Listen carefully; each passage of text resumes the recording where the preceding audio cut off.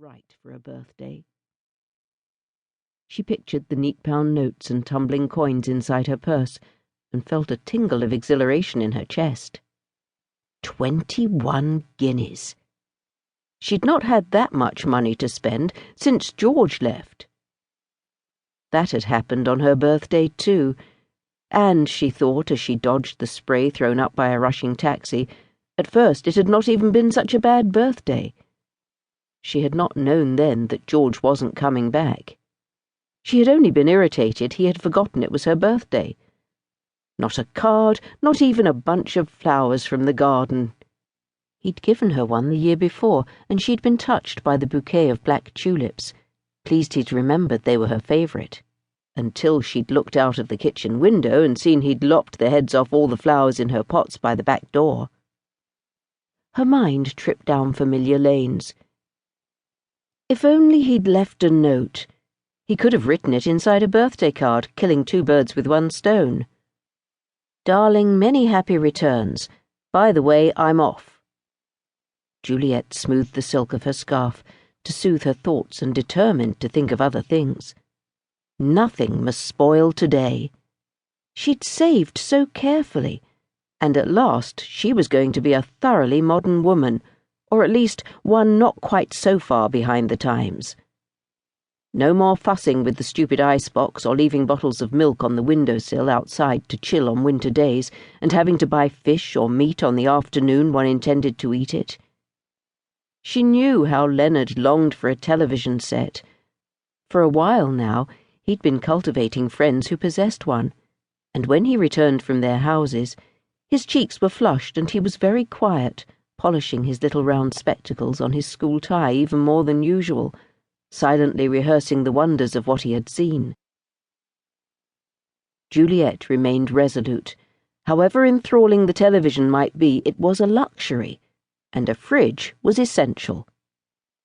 Frida and Leonard watched with fierce solemnity as at the end of each week she dropped another handful of coins into the old custard tin stashed on the top shelf of the larder. They'd not been terribly excited at first. Leonard puzzled that anyone should save for anything other than dinky cars or televisions, and Frida, who spent all her pocket money in the sweet shop the afternoon she was given it, thought of the tin money in terms of penny sugar mice queuing nose to string tail. She was quite certain it could buy enough mice to stretch all the way to Bognor Regis, a place she could not point to on the map, but which signified an almost infinite distance from Chislehurst. Frida was right. The money in the custard tin represented all sorts of pleasures not taken. They had bought cheap seats behind a pillar for Peter Pan, and Juliet had nearly cried when Leonard had slumped with disappointment, unable to glimpse Peter swinging across the stage, cutlass between his teeth. For a month, they had only had meat for supper 3 times a week, twice at home and once at Grandma's on Friday night. Juliet had tried sneaking into the ordinary butcher's on the high street to buy the not-so-dear non-kosher kind, but Mrs. Epstein had caught her coming out and told Juliet's mother, who'd been so upset at the thought of her daughter risking her soul for scrag end of mutton, that Juliet had promised never to do it again. Frida and Juliet each needed new clothes, though not underthings, as Juliet had decided she could endure all manner of privation as long as her knickers were pretty, even if no one would see her in them again. She refused to be one of those women whom the Mrs. Epsteins of the world stared at and shook their heads at, muttering with a twist of satisfaction, "Ah, she was such a lovely thing, but didn't she let herself go after the business with her husband?" Now, at least, when they glared at her with hostile pity, she could think of her silk knickers and smile back. Her parents had given her the last 10 guineas at dinner on Saturday night. Mr. Green slid the notes across the table to Leonard.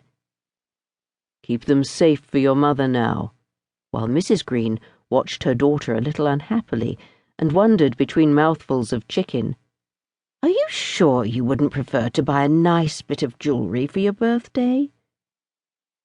Juliet shook her head, determined to be sensible. She knew that her newly minted practicality